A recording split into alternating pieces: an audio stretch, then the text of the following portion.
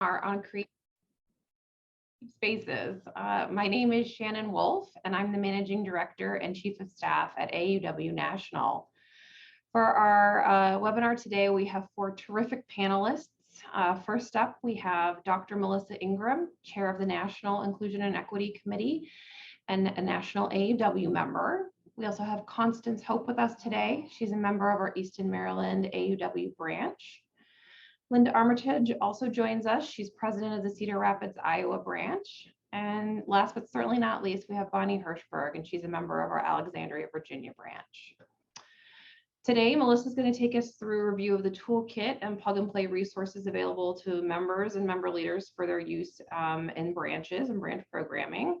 And Constance, Linda, and Bonnie will lead us through a discussion on creating inclusive spaces. And I think with that, I will turn it over to Melissa. Dr. Ingram, would you like to take us through your slides? Thanks so much, Shannon. Happy to do so. So we have our wonderful panel of folks today. Again, Linda Armitage, Bonnie Hirschberg, Constance Hope, and then myself. So we're going to leave this information and make this information available to all of you after the webinar. Because I do not want to butcher nor take away from our esteemed panelists. So to get to our toolkit, there are 2 different ways. The first is to click on the membership link from the mains AAUW page. From there, you'll click on the governance and tools. The other way to do it is to click on the search button, type in the DEI toolkit. Either way, you'll see the governance and tools page. The second link on this page will take you to the DEI toolkit. From there, today we're going to talk about part of our key terms and concepts. In our key terms and concept slide, we always start off with why we talk about what we talk about and the purpose of our key terms. Today we'll talk about our key term today is inclusion, since the main focus is creating inclusive spaces. And then just as a baseline, for those of you that could not attend an earlier webinar on our definitions of diversity, equity, and inclusion. Inclusion for us at AAUW is literally the act or practice of accommodating people who have been excluded. And with that, we want to bring together people of all walks, of all intersectionalities, to have a common understanding and work towards a common goal. I will turn this over to Constance. Thank you so much. Thank you very much, Melissa. I am happy to be here to be talking about how we make the leap from inclusion to belonging. So this is a quotation from Verna Myers, a Harvard-trained attorney and currently the vice president for inclusion strategy at Netflix. It's been a familiar reference for practitioners in the DI&E space. I'm sure many of you have seen it. Diversity is being invited to the party. Inclusion is being asked to dance. As you well know, the dialogue around diversity, equity, and inclusion is broad and growing. And that's why you're all here, because we're trying to figure out how to have this conversation most effectively. So we've all heard about the importance of these concepts. Unfortunately, those terms are frequently used interchangeably. Words often hold different meanings for different people, depending on lived experiences. This creates the need for a common vocabulary to avoid misunderstanding and misinterpretations as we discuss these critical concepts. So let's take a quick look at diversity, and you've already seen the AAU's definition of inclusion, but let's look at diversity. So diversity is defined as individual differences between groups based on such things as age, disability, learning styles, gender, sexual orientation, etc., as you can see. Of course, these are only a few of the dimensions of diversity. There are many more ways that we differ from one another, but I wanted us to have an idea of what we mean when we talk about diversity. We're not just talking about race. We're talking about many different ways that we differ from one another. So you saw the definition of inclusion that Melissa shared with us. The act of including, the state of being included, the act or practice of including and accommodating people who have historically been excluded as because of their race, gender, sexuality, or ability. But what does this mean? And it's being, this concept of inclusion is being extended. So now that this the conversation about diversity, equity, and inclusion is now being expanded to include belonging as an extension of inclusion. So I'd like to take a few minutes to talk about belonging, because we are talking about how to make the leap from inclusion to belonging, so that these so when we're creating inclusive spaces, we are going the next step. So for all the talk about diversity and inclusion, we often fail to recognize that just because someone is included in an organization or a group, that certainly does not mean that they belong. Unless people in organization or groups feel that they belong, regardless of how diverse the organization might be, the full potential of their talent will not be realized. So what is it and why is it important for organizations to pay attention to belonging? So psychologists rank our need as humans to belong on the par with the need for love. Humans are genetically wired to want to belong. Human beings have a need to belong that is considered by neuroscientists and psychologists to be more powerful than the need for physical safety and security. So as we learn more about the neuroscience behind social interactions, we're learning that interactions cause us to either move towards others or move away from others. And each interaction has the power to trigger protection or growth.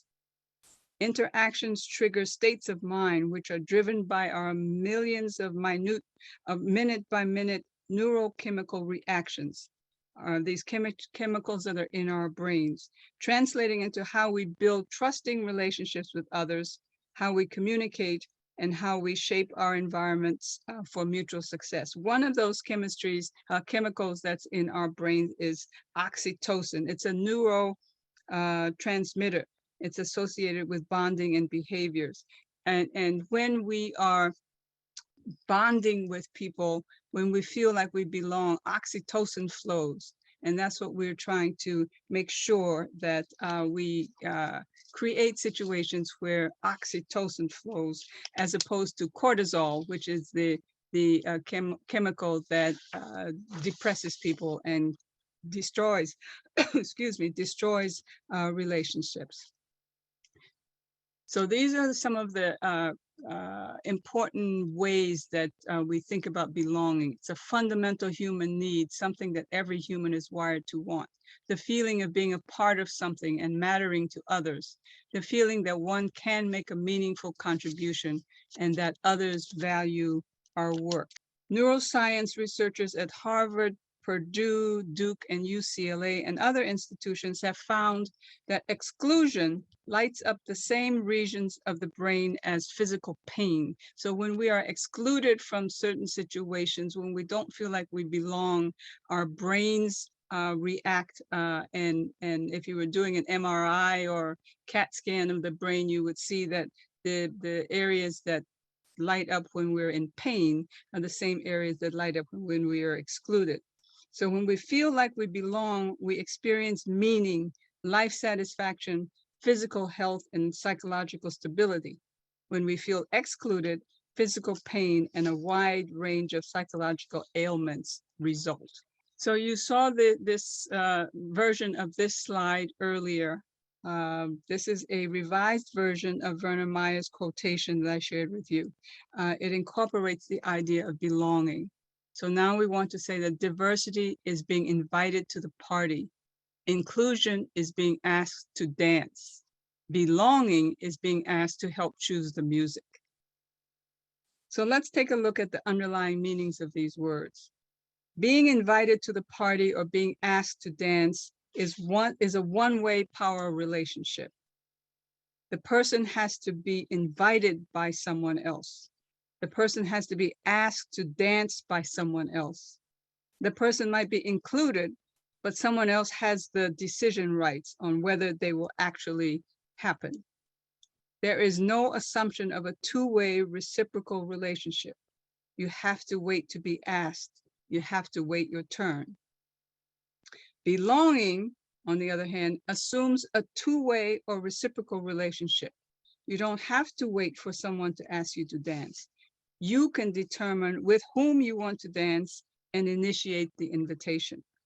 You can influence the choice for the playlist, even if your musical preferences might be different than anyone else's. You are not only accepted for who you are, but you are expected to be who you are. So all three of these concepts that we've looked at, diversity, inclusion, and belonging, are inextricably linked and need to coexist in order for a person to have the best experience possible. And that is what we are striving for. So what does belonging look like and feel like in an organizational setting? To feel you belong does not mean you fit in because you're just like everyone else. It means you fit in because your uniqueness is part of what makes your group, your team, your organization more effective as a whole.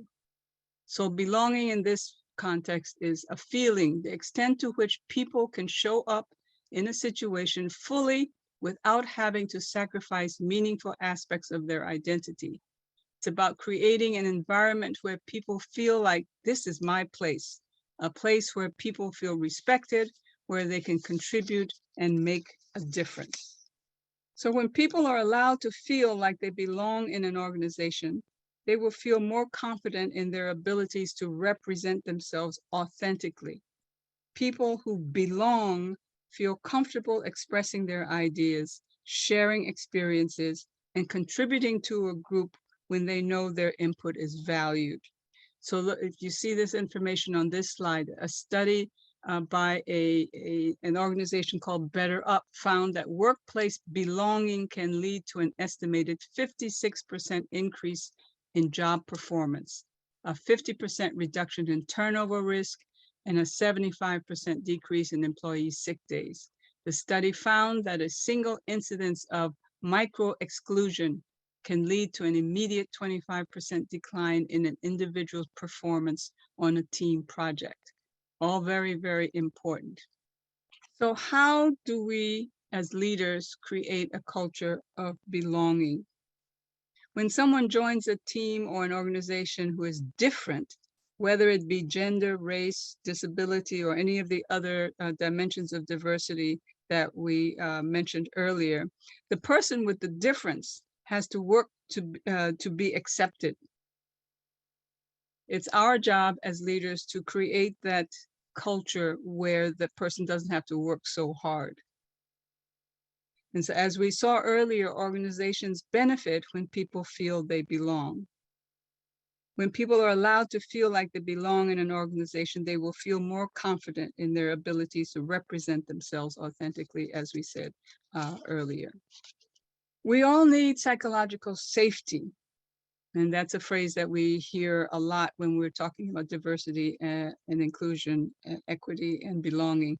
That is the ability to make a valuable contribution without fear of being ridiculed or rejected.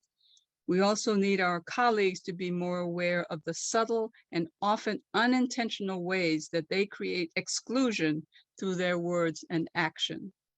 So a sense of belonging can be jeopardized by acts of inclusion from coworkers, colleagues, through micro or macro aggressions, such as talking over or shutting colleagues down when they try to contribute, and by devaluing their contributions. This is often done unknowingly through unconscious bias.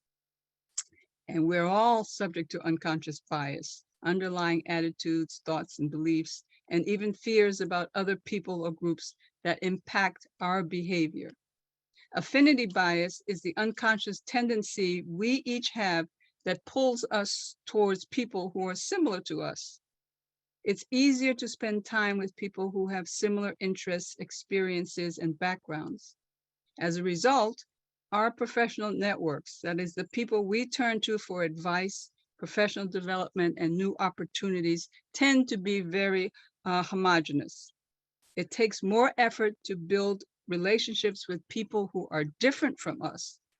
But that is the only way to build a culture of belonging and to create a sustainable change. And it's not easy, but we all have to do it. So organizations must address unconscious bias, microaggressions, and privilege, all of which impact daily interactions among colleagues and either contribute to or harm their sense of inclusion and psychological safety. And as we've said before, there are benefits to leaders making sure that there is a culture of belonging, because if workers feel like they belong, companies reach substantial bottom line benefits. High belonging was linked to a whopping 56% increase in job performance, a 50% drop in turnover risk, as we said before, a 75% reduction in sick days, and so forth. And so leaders need to look for ways to help every person in the organization feel welcomed, needed, wanted, valued, and that they have a genuine way to connect and contribute. Next slide, please. So leaders don't need to physically touch another person or hug them to produce this caring effect, this feeling of belonging. Instead, they can touch someone's heart with words of sympathy or support, or they can validate someone's concern and trigger a more positive mental and physical state of mind, getting that oxytocin flowing. So here are some things that leaders can do. They can build belongingness with their words and actions. Organizations must have a structure that supports belongingness, and creating a culture of belonging requires conscious effort on the part of every leader. So here are some specific things that we as leaders can do. Get to know people in our organizations. Create opportunities to appropriately connect with people in the organizations and foster better social bonds. Create opportunities to interact with and celebrate difference. And in some organizations, we have affinity groups, and we have special days where we celebrate various things related to these affinity groups. We share stories. The more we share stories, the more we get to know each other and what makes us who we are. Build trust, show empathy, create psychological safety. Listen is very, very important, to listen to our colleagues. Ensure that all views are welcome and sought out during meetings. Hold each other accountable, which goes back to the trust and the empathy. So these are some specific things that leaders can do, but of course there are other things. These are just suggestions. So to bring everyone aboard in an organization, we must tap into each person's need to belong. We must, as leaders, recognize this as a human need. People need to belong. We must also encourage them to create that same sense of belonging for those around them. So it's not enough for the leaders to do it. We need to make that culture so that all of us in the organization, in the group, in the team, are doing the same thing and helping to create this sense of belonging for those that we are interacting with. Next slide. So in a culture where people feel psychologically safe, they feel like they belong, they will feel confident enough to put an idea on the table and know that if it isn't accepted, it was not because of anything innately to do with them. When people feel psychologically safe, they believe others will give them the benefit of the doubt, that they can ask questions and raise issues without fear. They can be vulnerable with others and be authentic. Belonging creates the trust that is needed for people to share their best thinking and put their craziest and perhaps the least popular ideas on the table. Not feeling like they belong renders people silent. They will not speak up. In psychologically safe spaces, people build, bind, and learn and grow together, push back against the status quo, and innovate. They are creative. So leaders must set free the unique gifts everyone can contribute. And that is when everyone feels that they belong. Good afternoon. As you can see on the slide, the AAUW Alexandria, Virginia branch in 2018 initiated a program to create an inclusive space in our city so that women of different races, religions, ethnicities, socioeconomic backgrounds, abilities, ages, lifestyles, gender identities, and sexual orientations could actually come together to build lasting friendships. And as important, through these relationships, we hope to create a smaller but diverse group who could commit to working together to make a positive difference for all women in our community. For those of you who don't know, Alexandria, Virginia is part of the metropolitan Washington, D.C. area. It's a highly diverse city, but like many others around the country, it's self-segregated to a large extent along key dimensions. Excuse me. And some are given greater voice than others in our community. The substantial turnout at all three public meeting events and the uniformly positive feedback we received speak to their success. We were also able to identify ways to improve inclusiveness that we leveraged in forming a follow-on group that I'm going to talk about shortly. The first meeting that you see on the slide in March 2019 brought out some 50 enthusiastic women representing more than 24 different cultural, religious, and ethnic backgrounds. The women ranged in age from 15 to 85 and reflected a wide range of lifestyles and abilities. Patterned after speed dating, if any of you have ever engaged in that activity, participants enjoyed rich conversations about their backgrounds and current and future friendships. Through the activity, they got to know at least 4 new women during the evening.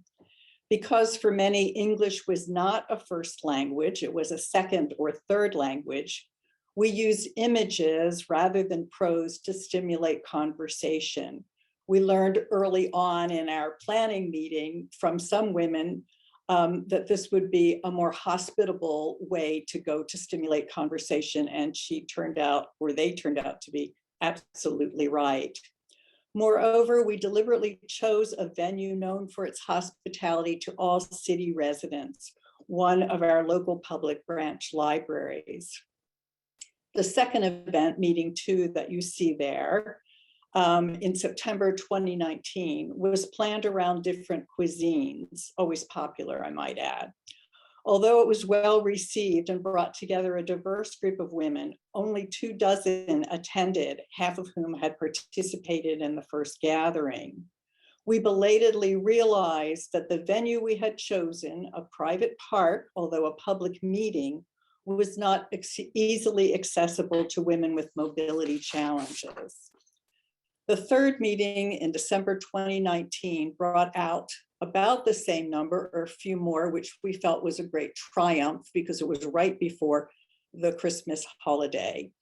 About a third of whom had participated in either or both of the preceding meetings. In returning to the library for that event, we were able to attract greater diversity than at the second meeting. So you could see we had some learning as we moved along in this program. We started that third meeting with a game of diversity bingo to facilitate a discussion of assumptions and stereotypes and to help the participants identify, but only superficially, the group's makeup. The goal was to share their experiences of winter celebrations, enlightening others about their traditions, and also personalizing their experiences.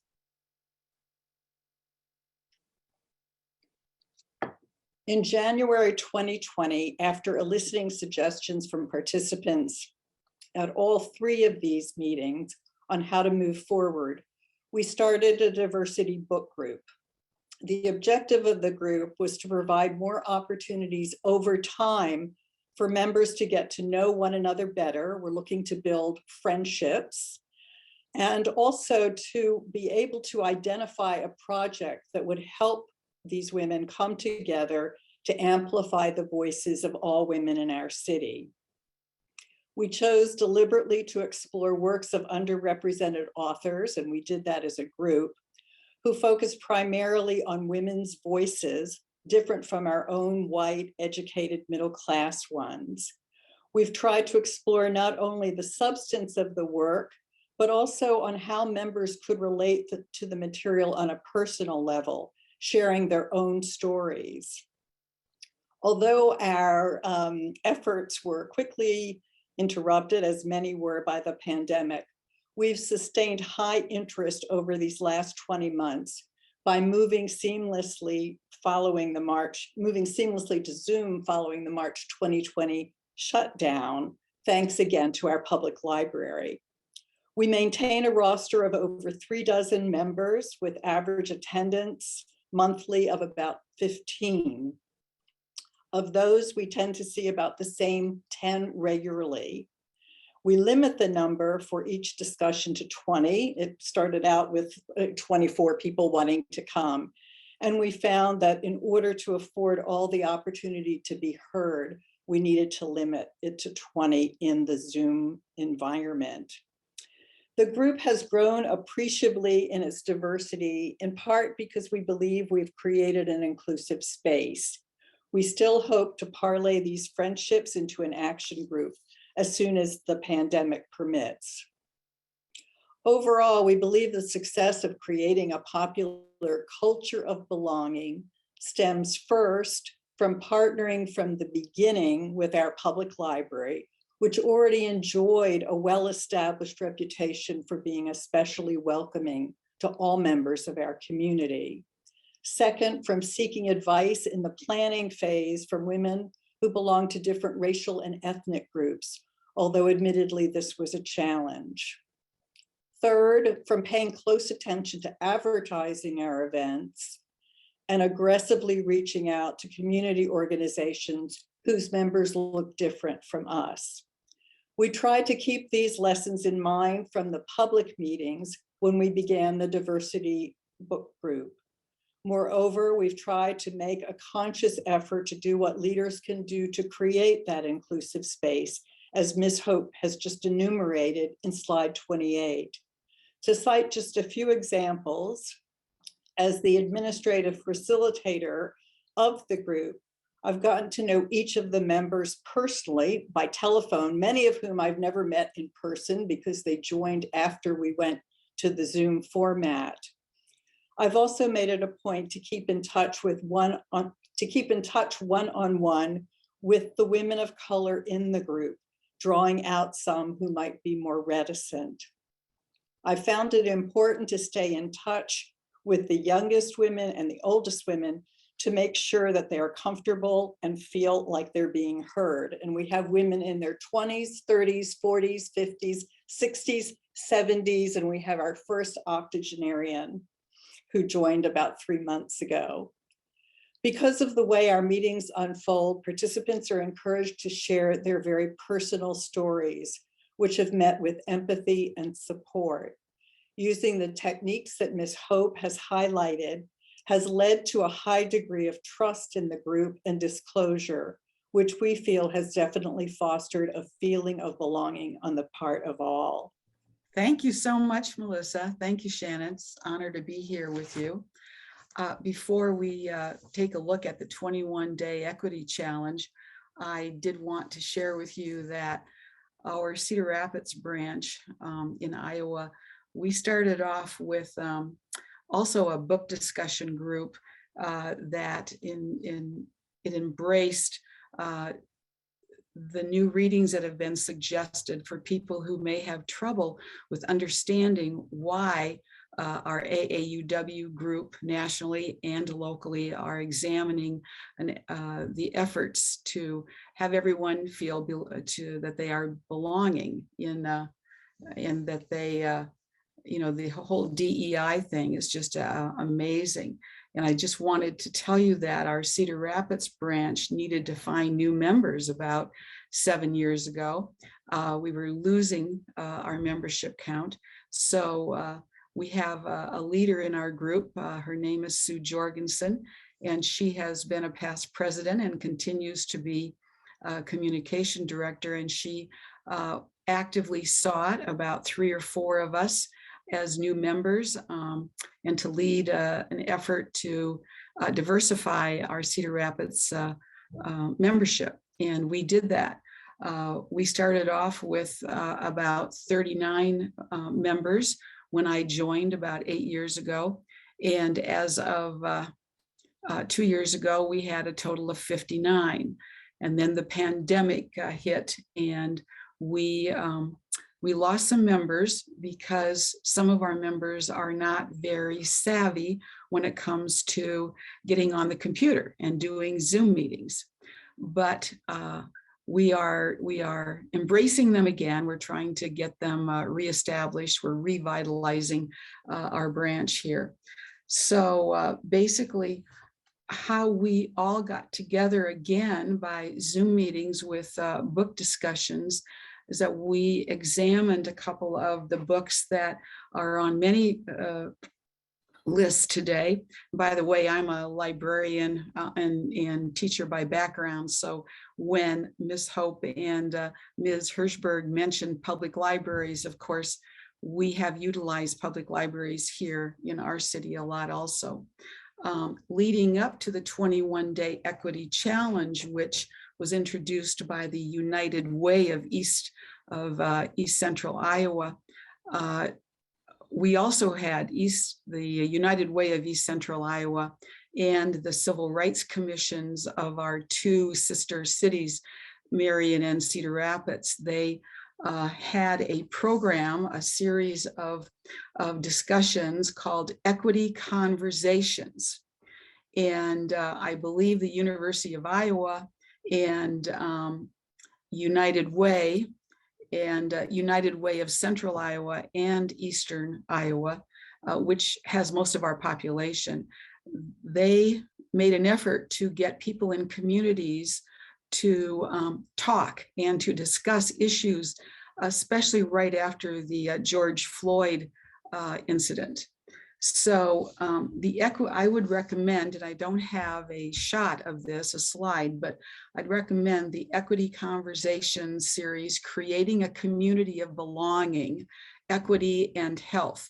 And there was a series of 3 or 4 discussion groups that occurred over a weekly basis. And I believe over 100 people participated with that program.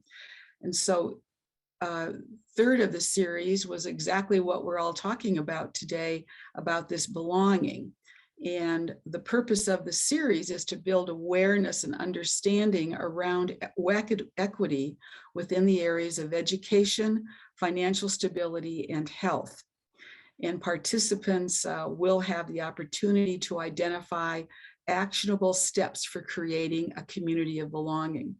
And I must applaud our United Way of Eastern Iowa. And I mentioned, I think I was invited to do this because we don't hear much about the United Way groups.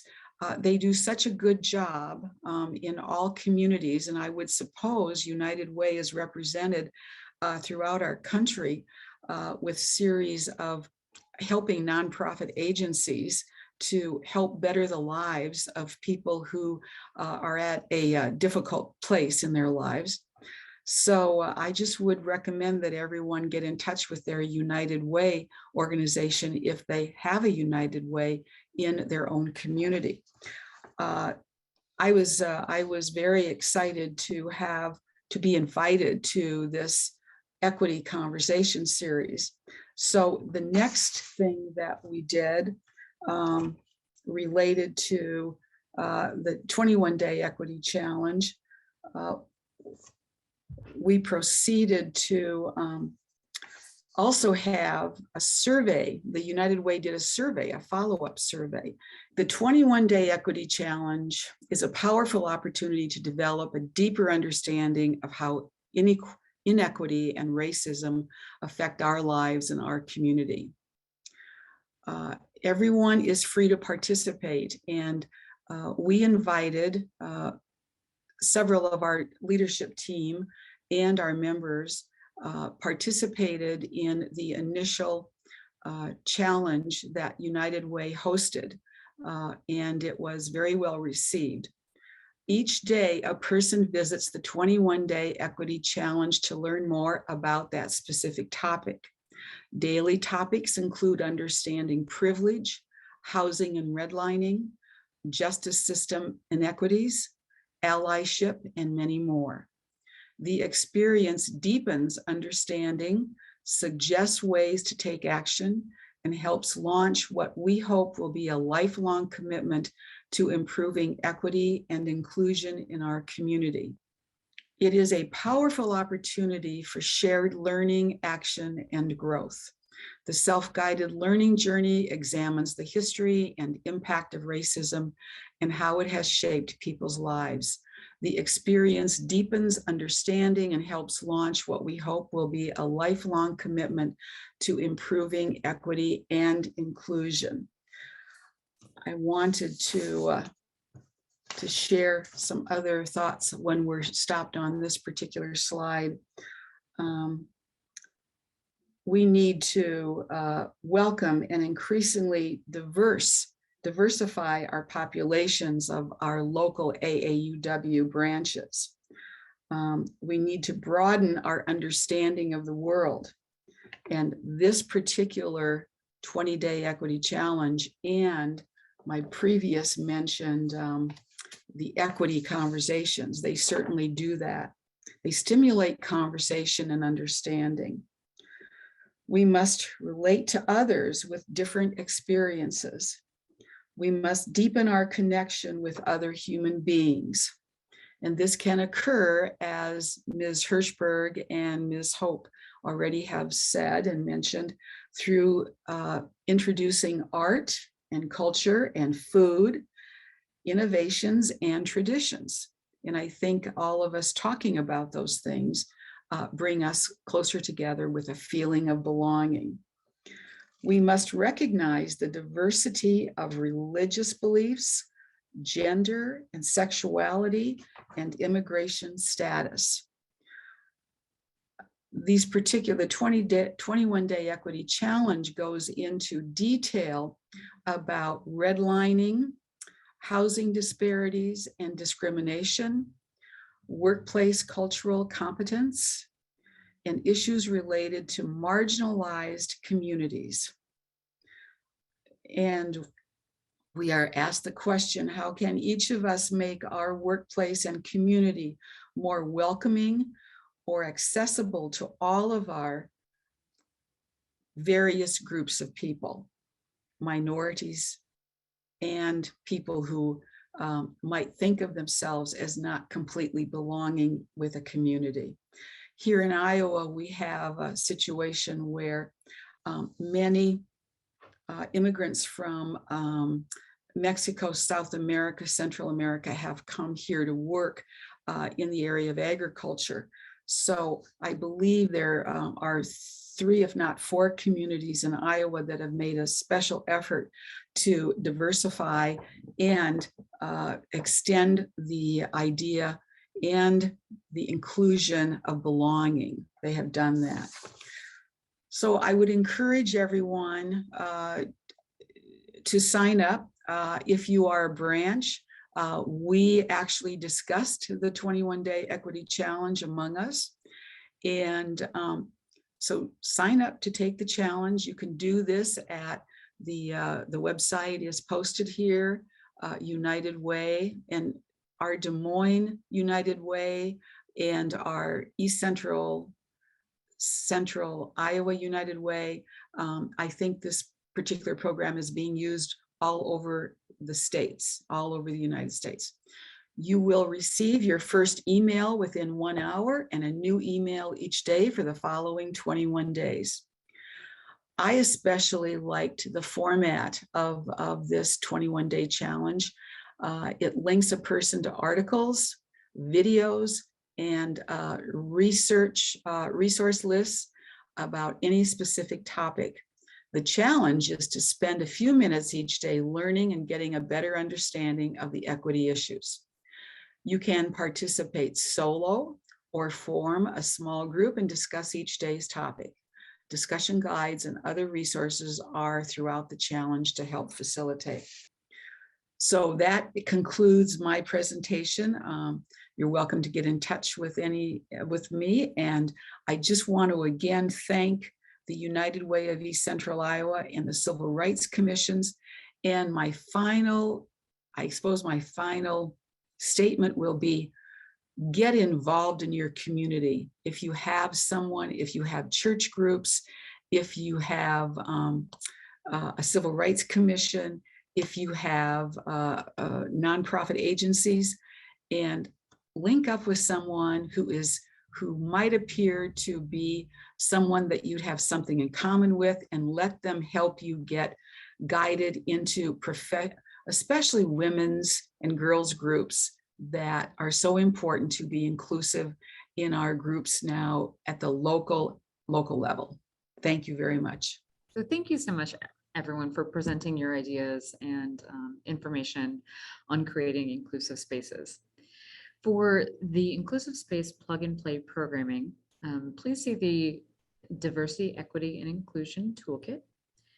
Under the main page, you will see a link for plug and play DEI programming. And then our plug and play programming for the Creating Inclusive Spaces topic covers the same 4 basic outlines that our other plug and play programs cover. Our overview gives the idea of why this is important and frames the objectives for the facilitator. Then we give ideas for what the facilitator should do prior to the event. And in this one, we always talk about which parts of the toolkit to reference, to include the additional readings or additional information. We give some expectations for both the facilitator and the participants to help frame the conversation and frame the activities that will take place in the branch or in the team. Next slide. And then we give some ideas on how to implement the program. And for those of you who have not looked at or are not familiar with any of our plug and play programmings, we do structure these kind of like a lesson plan. So if you're not comfortable facilitating or have never facilitated before, we do walk you through step by step. Now, for those of you that are very comfortable on topics or facilitating, these are just ideas for you, but you're more than welcome to branch out and to better meet your team's needs. So if you'd like any more information on any of these topics, please feel free to contact any of our presenters below. And then our next webinar will be on January 27th at 4 p.m. Eastern Time and cover the topic of allyship. And with that, Shannon, over to you. Wonderful. Thank you so much to all of you. This was a terrific program today. We do have a couple of questions in the Q&A, and so I think we'll get to those right now. So Bonnie, for you, there were a couple of questions around publicization, I can speak today, of your events. And so how did the branch publicize these meetings, and were the participants all members of AAUW, or were they from the community at large? They were from the community at large, and I think that's testament to the publication, i.e. advertising committee that we had. We created a logo. I'm sorry that I don't think you're going to be able to see it. This is a flyer, and we had a photo shoot, an informal photo shoot, let's see, and we wanted to make it appear as though we had a diverse group of women. And that became kind of our logo and our brand for the year that we were running the public programs. And what we did was advertise in the newspaper. We got a mini grant from the state for $100, and we used that to publicized in our local newspapers, of which we have 3, and on websites. We also contacted organizations in the community that we felt would benefit by knowing about our program and possibly joining. We have several large and very active African-American churches in our city, and we contacted those personally, took flyers personally to those places, those institutions, and other organizations, nonprofits around the community. And of course, we advertised in the library, on their website, and in each of the branches. And I think most of the people that came to our events found out through the library, because our libraries in this city, despite the self-segregation that I mentioned, our libraries really are very welcoming to a number of different communities and overall to the diversity of our city. And I think that was the most successful in attracting people to our events. Terrific. Thank you so much. I think that was really important. In terms of the, you mentioned that there was a limit on how many people you had on each of the Zooms. How did you sort of manage that? And if you sort of had too many for your allotted number, how did you sort of deal with that situation? Well, in order to get a secure site, the library has a registration process in our city. And so once a month, I send out an RSVP. The group came together in January 2020, and they determined what they wanted to read. And they have done that now for 2 years in a row. So we get a lot of recommendations, and then the group decides what they're going to read and the order in which they're going to read it. And the library sends me a link. I send out an RSVP, and the first 20 people, after the first session, we had like 26 people, and we didn't have enough experience to know that that wasn't going to work and everybody wasn't going to be able to be heard. So now everybody understands what the protocol is, and I brief new members, and that is the first 20 people who RSVP get the link for registering, and that's how we work it. And everybody has agreed. We revisited that after the first year, and everybody agrees that over 20 gets to be too many people to be heard. And usually sometimes we have 18 or 19, sometimes this summer we've had, the lowest meeting I think we've had was 10. So it runs about 15, but I'm hoping that the same 10 and maybe a few more will be willing and interested in committing to this project that has yet to be defined, but will be defined by the group, to do precisely what we set out to do in the public programs, which was to organize or create a group and allow it to come up with a project that would improve the lives of all women in our city, particularly those who don't have a voice, or a voice as large as we think they should. Thanks. Thank you, Bonnie. I appreciate it. We have a question in here for Linda. Did each member of your branch sign up for the 21-day challenge, or did the branch register and distribute the daily info to members? How did you deal with that communication with all the branch members while doing this? The 21-day challenge was announced as being available to all of our members. Actually, United Way of Eastern Iowa sponsored that, and they provided the daily connection that our members could have. I actually interacted a lot with our communication director, Sue Jorgensen, who is a very good communications director here in Cedar Rapids for our AAUW group. And she kept everyone aware, and everybody participated. And we are going to probably call a meeting.